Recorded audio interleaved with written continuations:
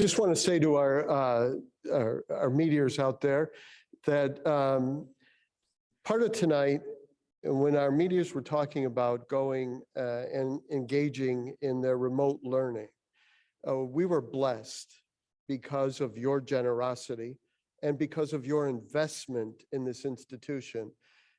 2006, we inaugurated the tablet technology that these young people benefited from. So we've been kind of a front runner with that technology, and you have much to be proud of because you were the folks that made it all possible for them. And so on behalf of all of us in this room, we thank you for your dedication, your determination, your generosity, and your support, because you helped these young people live through a pandemic and become successful in their educational endeavors. All of them are headed and college bound. All of them are looking at a great future, and that's because you made it possible. When we closed in early March of 2020, we closed on a Friday. We reopened on Monday with remote learning. It was rough, but we made it through. And everybody successfully completed their semester. And then as they articulated last year, we were hybrid learning. And this year we were all back to all-in learning here. So the technology has served us well, and that's because of you. And we thank you for that. And we ask that you continue to support our meteors, either by going to our website and hitting the donate button, or capturing our QR code on the screen. And when you do that, it will automatically take you to the donation page. So again, thank you for helping support our meteors in their endeavors and making this a first-class education for all of these young women and men gathered in our care. Tell us now, I just talked about you and told them what your plans are for your great future and what you're thinking about for college. So those of you that have defined plans, great. If you can tell us a little bit about them, that'd be wonderful. If you're undecided, and that's okay too, and some of you are juniors, I know that, so you're just looking at that. But give us an idea of what you're thinking about at this time in your life. And if you have a major that you're kind of set on, okay? And let's start at this end for a change. I plan on going to Loyola University and majoring in nursing. Loyola? Yeah. Is that a Jesuit university? Yes, it is. Oh, I'm sorry.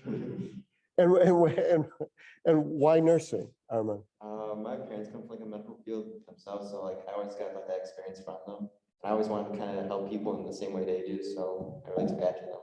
Okay, it's an excellent field. Yeah. Peter. I'm a junior, so I'm still just looking at colleges, but as ambitious as I always am, I'm shooting for MIT. That is my dream school.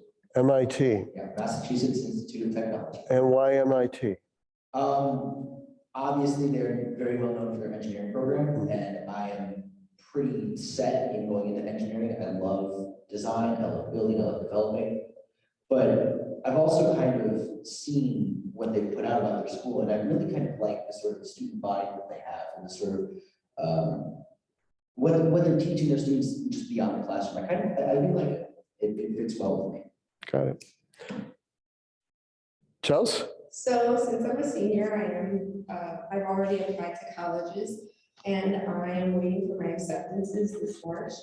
My #1 school right now is the University of Chicago, and my second choice is Northwestern. I don't necessarily know my exact major, but I do hope to go into criminology or forensic psychology. Wow. The ivy-covered buildings of the University of Chicago or Northwestern? Or Northwestern. The Midwestern Ivies. How about that, ladies and gentlemen? Good job. So, Jack? like Peter, I'm a junior, so I'm not decided on a college just yet or filling out any applications. But if I were to pick my dream school, similar to Peter, it's going to be pretty prestigious, but it would probably be University of Pennsylvania, or Penn, even though it's an Ivy League, and it's hard to get into, I love their business program. And I really want to get into business and entrepreneurship and own my own company when I grow up. Very good. Congratulations, Jack. So I'm a senior, and just like Chelsea, I've already applied to schools already. I don't know exactly where I'm going to go, but my top 3 schools are Princeton, Stanford, and UCLA. I'd like to major in marine biology. I've always really been interested in marine life and specifically just the environment. So I actually did internships at the Shedd Aquarium, and I got to go to the Bahamas. I've been doing programs through Oxford in London, and I've been able to get hands-on experience with like marine life and being in the lab, and I think it's something I'm really interested in. Congratulations, Chelsea. Again, the Ivy covered buildings in the Ivy League. There we go. My number 1 choice is WashU. I'm hoping to go there with DJ. I found out from them it preferred, so hopefully that's good news. But currently I've already been accepted to Purdue, and I'm planning on going into engineering. So yeah. Congratulations, Isabella. Very nice. WashU, again, another Ivy of the Midwest. Congratulations. DJ, you as well, to WashU. I think there's still in the area that Mm. one choice would be to go to WashU, play football, major in business. Very good. Very good. And a beautiful gateway to the West in St. Louis. Congratulations to the 2 of you as well. Again, just out of curiosity, how many are North Side residents? How many are South Side residents? North Side residents, raise your hands. South Side residents, raise your hands. Okay. And all going to the Ivies. Go figure that, huh? How about that? All right. We got a theme here going tonight. Okay. Let's see. Our guests want to know a little bit about what's there to do around De La Salle to keep you occupied. I heard a little bit about sports, but what else keeps you occupied around here? Mackenzie, you want to start? Or Chelsea? Go ahead. Today, for example, I had a jam-packed day. We got out at 12, and I only had an hour to rest because I then had a 2.5 hour mock trial practice. Then after that, I went to my 2.5 hour softball practice, and right now I'm right here. On typical days, that's what my typical day looks like. I either have mock trial, softball, or one of my other clubs. And if it's not after school, I go before school.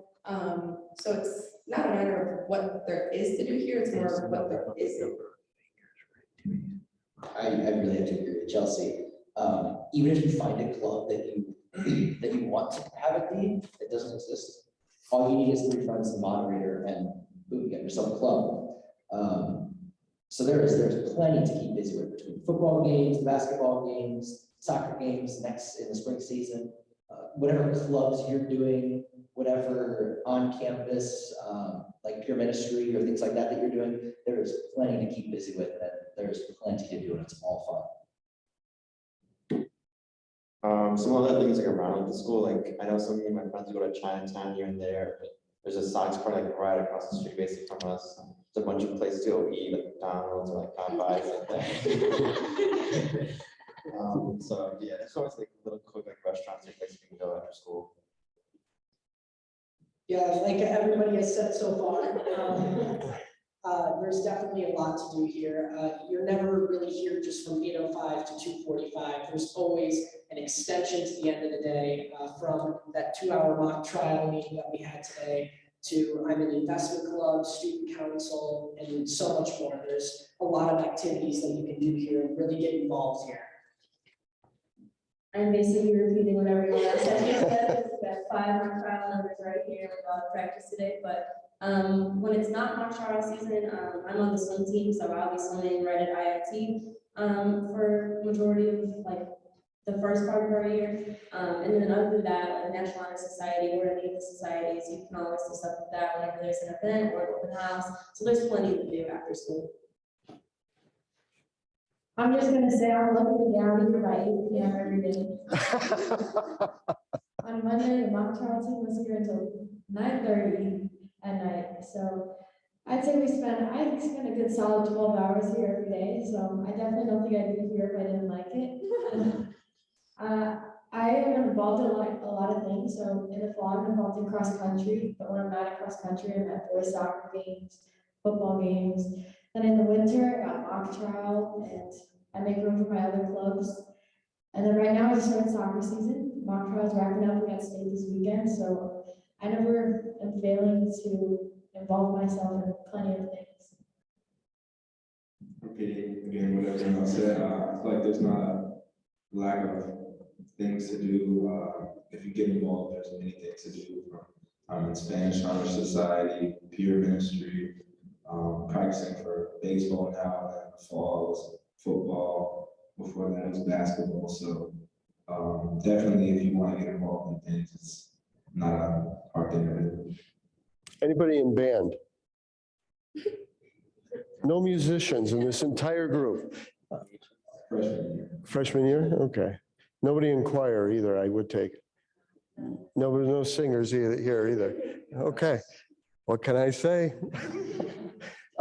Just out of curiosity, if I were going to ask you to use your hands, how many clubs, activities, and sports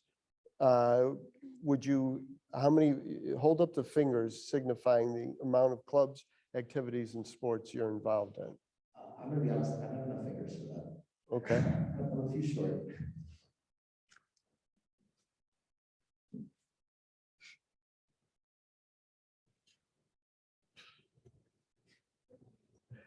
That's pretty impressive, ladies and gentlemen. These young people not only go through their academic day here, but they're involved in all of these different activities and sports. In addition, the extracurriculars that add to the day, that give them a sense of themselves and gives them a sense of their direction for their life. You remember when you were in school, you remember how important it was to be part of a club, activity, or a team, to test yourself, to test your mettle, and to endure.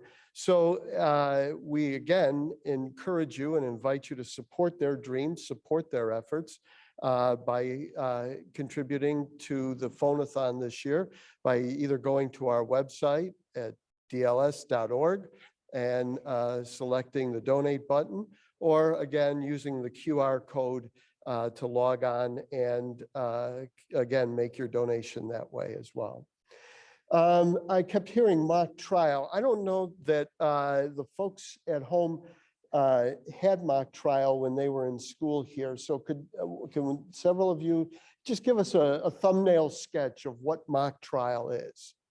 So I'm a 4-year member of mock trial, and currently I'm the president of mock trial, and I'd say that we're pretty successful. Before getting into all of our success, I'll explain it a little bit. So it's basically like we simulate a trial. So in this case, this year we have a case about a boy falling off a cliff, and we're trying to determine like liability. And so we go to court, and we have real judges and jurors, and we compete against other teams, and we have direct examinations, cross-examinations, and all that. And this year we've already placed like 2nd and 4th, and we're competing against like the best teams.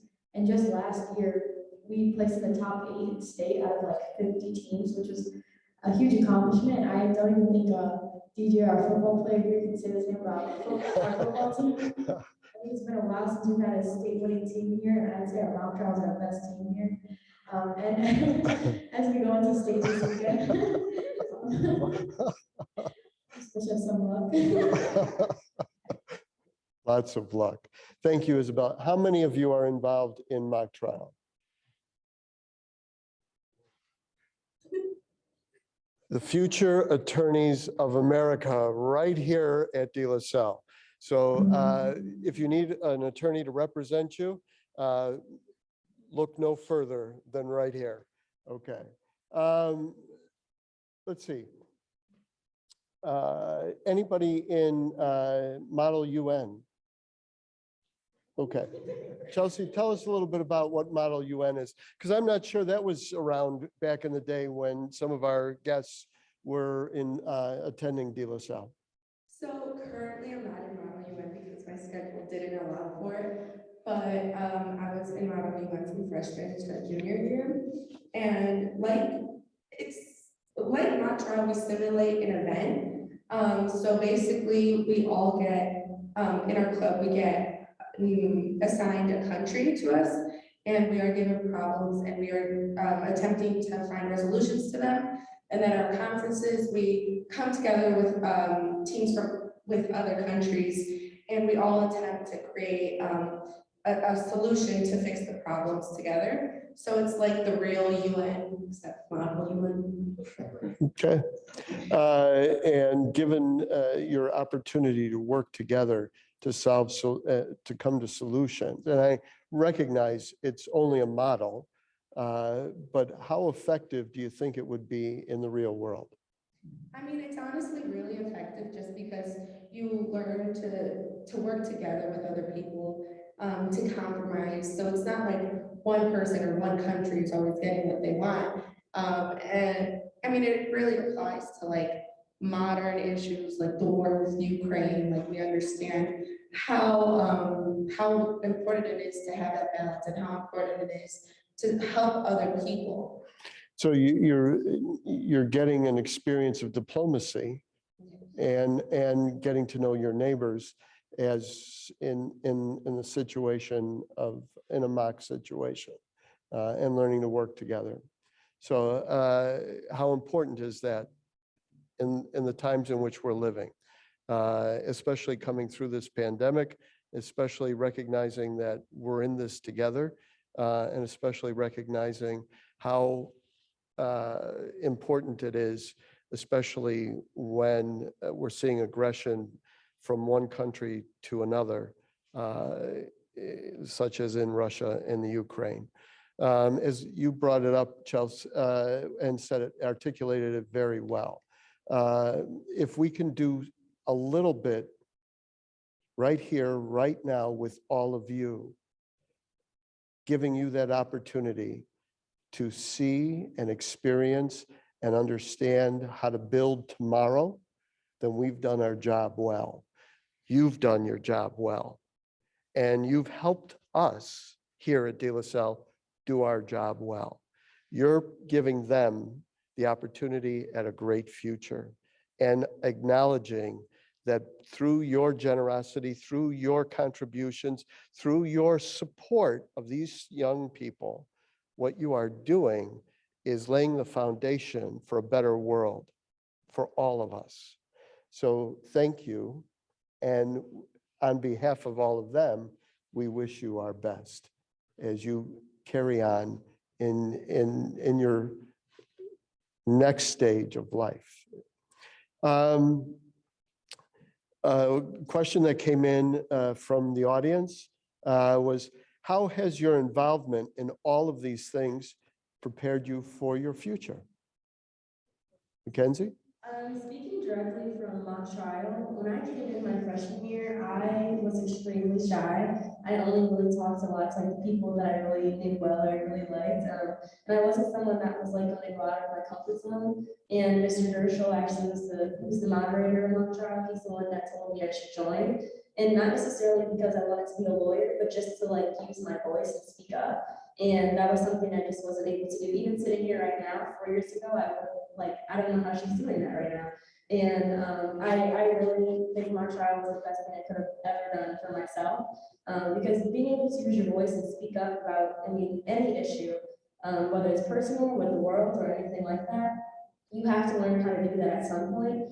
And I learned it here, so I'm glad I got to learn it before I go to college and before I'm going to be living on my own one day and have to speak up for myself because I don't have my mom and dad all the time. So I think mock trial definitely helped me for that. In terms of sports, being captain of the swim team, I learned how to work with people and have a team and team bonding. All of that was really important for character building. So being able to kind of find like compromise with people or see people's strengths in certain lights and work together really help me, like with friends or anything else like that.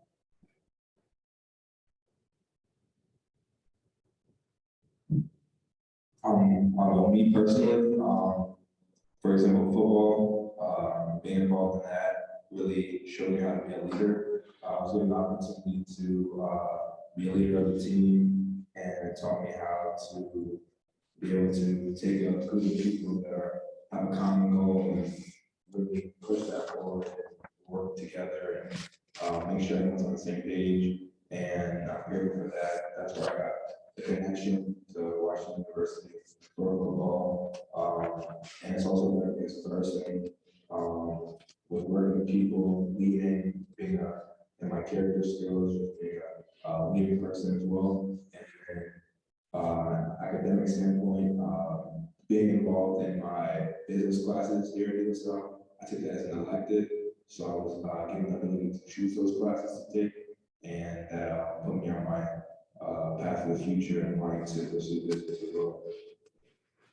So, sorry, yeah, getting involved here at Daily Cell has definitely really helped me with my future, from mock trial to investment club, where I'm learning how to invest in stocks and really prepare for my future financially. And also, you know, I do student council, which is a form of student government. So it really teaches you how to be a leader, how to set things up, how to run a school in a way that, you know, is student-led.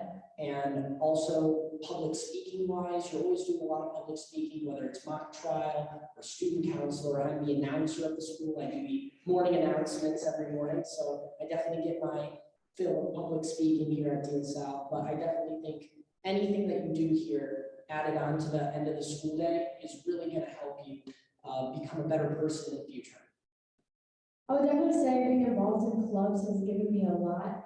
I joined cross country before I even started my first day of freshman year, so I already had met like new people, and I was the only person from my grade school that came here, and my grade school was not diverse at all. I was around people that were all just like me, and when I came here, I was introduced to so many new different people, and like I've learned so much, and I feel like it definitely has developed me as a person, because I've come to grow and like appreciate like so many other cultures, religions. Like I don't, although DSL sounds like a Catholic school because we're a Christian Brothers school, I know there's people from all different types of religions, and I've learned about them. Yesterday I was actually on a retreat, so I spent an hour and a half on a bus ride talking to someone who's a Baptist, and we spent the entire car ride just talking about the difference in our beliefs, and I kind of like came to understand like and appreciate like his values, and I tried to talk about mine, and we just literally spent like an hour and a half talking about that. And I definitely say that's just one thing I can talk about right now, but I definitely have like a bunch of other examples where I've just come to learn and appreciate so many people that are different than me. And I definitely think I'll carry on this in the future, going into engineering and public business. Like I know that I can take this into my future. For me, it was really just kind of figuring out what I like to do. Coming into high school, I really didn't have a set interest in what I wanted to do in life. I was an 8th grader, I was a 14-year-old kid.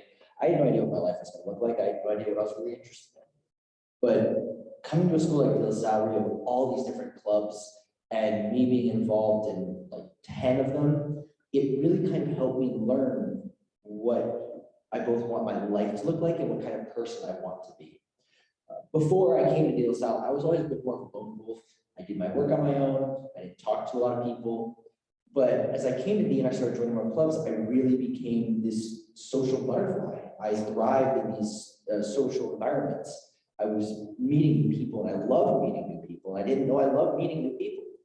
And things like STEM Club, which I'm the president of, have really given me the opportunity to figure out who I am. And then from there, who I want to still be. Good. Peter, you mentioned STEM, and several of you have talked about the STEM program here at De La Salle. Just for our viewers at home, what is STEM? How does it work?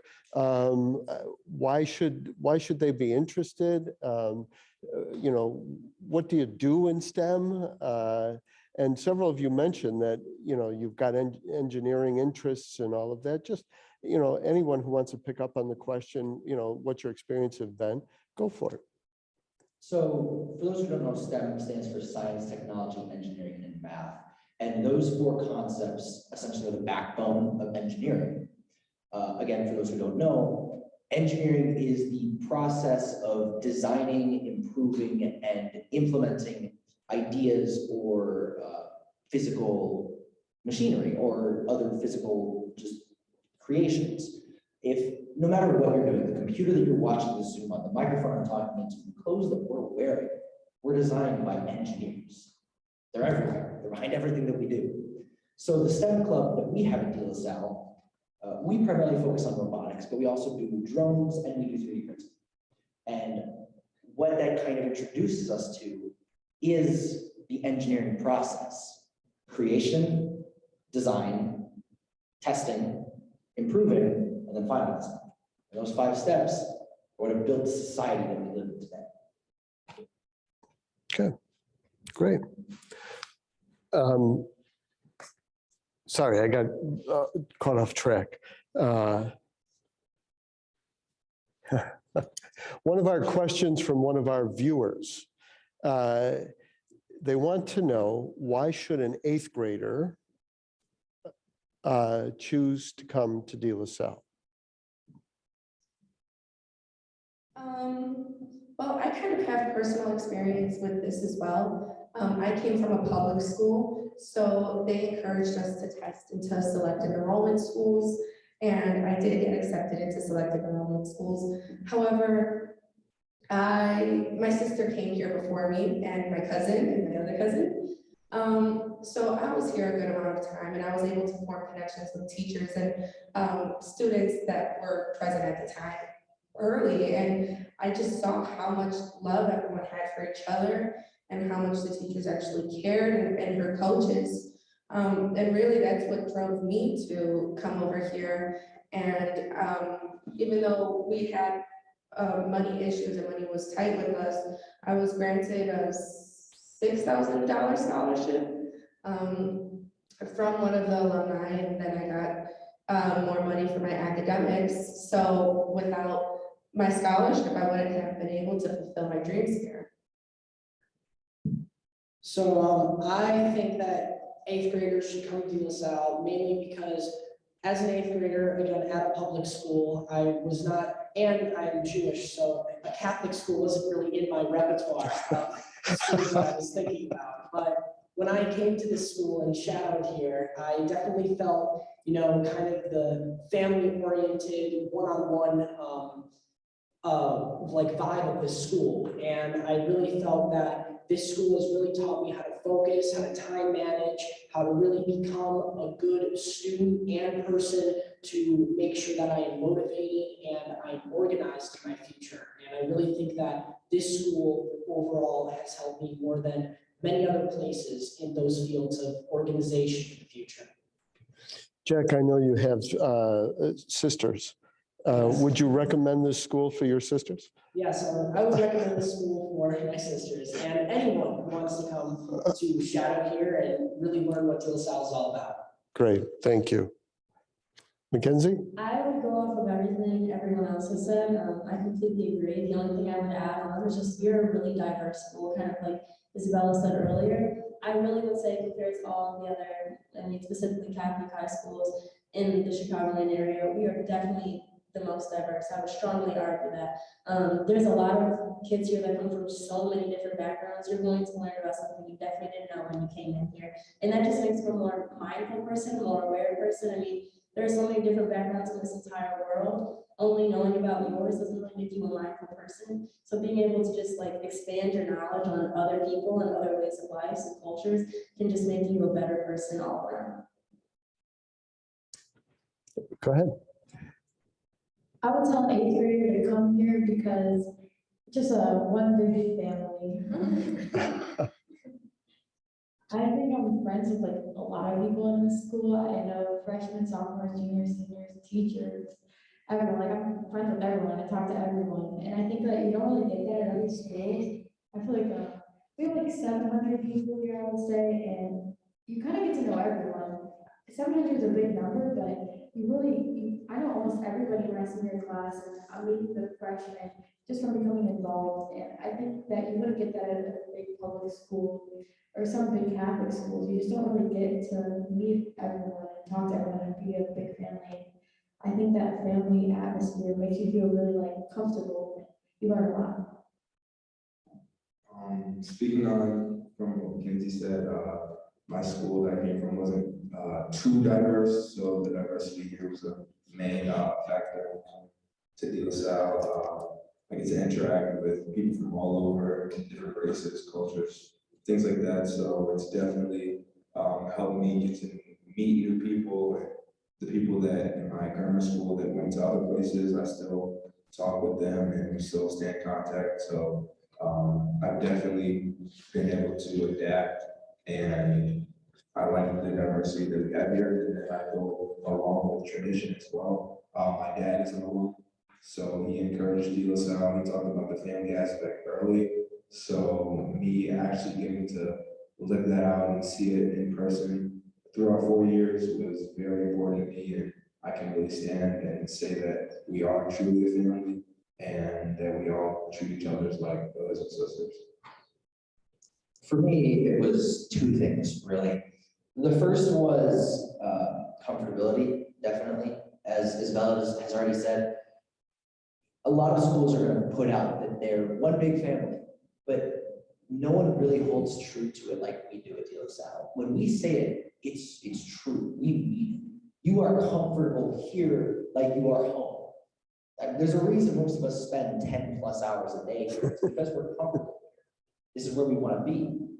And then the second biggest reason is when I shadowed, a lot of the classes that were offered to us were ones that not only challenged me, but they challenged me in a way that I enjoyed. They made learning an interesting experience. It wasn't just reading out of a textbook. It was active discussions. It was active problem solving in our math classes. It was constantly this new, unique driving force that made me want to learn it. And I think that is something that some schools have started to lose, but I think De La Salle is gripping onto it tighter than ever before. We make students want to learn. Kind of like how Peter said, like when I shadowed here, I saw like the classes and the teachers, like I really understood like they really cared for our education. Because I have some friends like at other schools and like they would just give them busy work, but here at De La Salle, like we never get like work just for work's sake. Like we always get work that's gonna serve a purpose and help us learn. Thanks, Emma. To add on to that, I know I already spoke, but I forgot to talk about classes. So if I didn't like the classes here, I would have chosen to take some studies. I definitely had I already took enough credits this year to take some studies this year, but instead I decided to take extra classes. So I'm actually taking one like outside of school. And I definitely love the classes here, like the teacher connections and the students and the experiments and just the hands-on work. A lot of teachers this year in particular coming back from the pandemic straight away from the typical class style, which is notes, studying, test. I feel like now it's notes, activities, projects.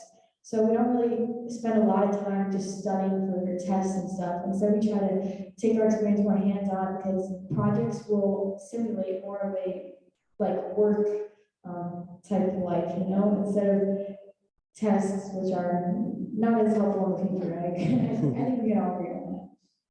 Okay. It's almost time for us to wrap up. So we're going to do a lightning round, you know, and the lightning round is your one word for De La Salle. You've already said diverse and family. So now you got to really think about what that word is, okay? Because they've all heard that already. So I'm going to give you a minute to think. We're going to ask them to give you a big round of applause for all of your effort and all of your engagement tonight with all of them.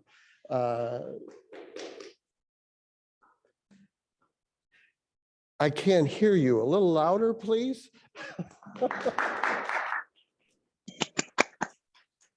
Okay, who wants to start? Lightning round. Armand.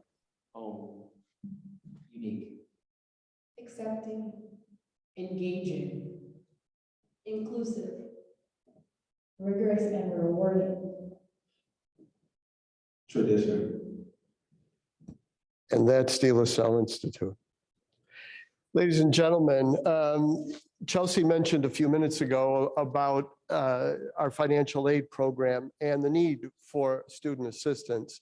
60% of our students receive some form of financial aid, and the annual award is usually in the $3,000 range per family, per student. Our tuition management company encourages us based on the need of our parents that we should be able to come up with $4 million to meet that need. Through your contributions and your participation in Phonathon 2020 or 2022 and in the gala and the golf outings and the D final raffle and all of those other events that we hold during the year, and through our solicitations of all of our alums have been extremely generous in helping us raise $2 million a year. But as you know, that's still a shortfall. We have a number of academic partners that work with us.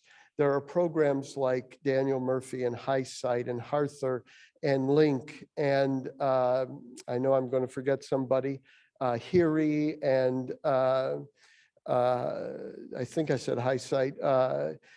All of those additional scholarship programs work together to provide our students with another $1 million in assistance.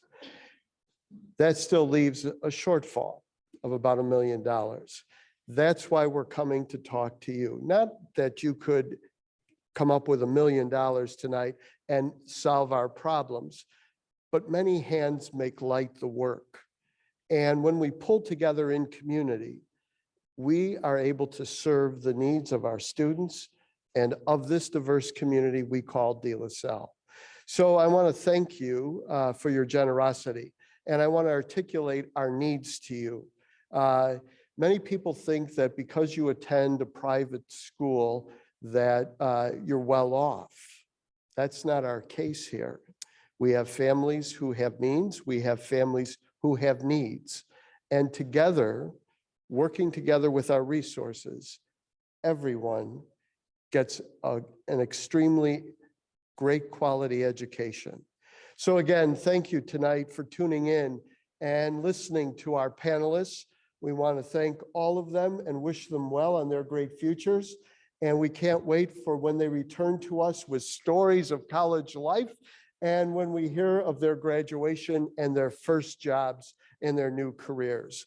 So thank you, Meteors, for being here. It's time to send you home so that you can do your homework and get back here in the morning. God bless you all, and thank you, and have a good night. St. John Baptist de La Salle, Our Lady of Lourdes, live Jesus in our hearts. Go Meteors.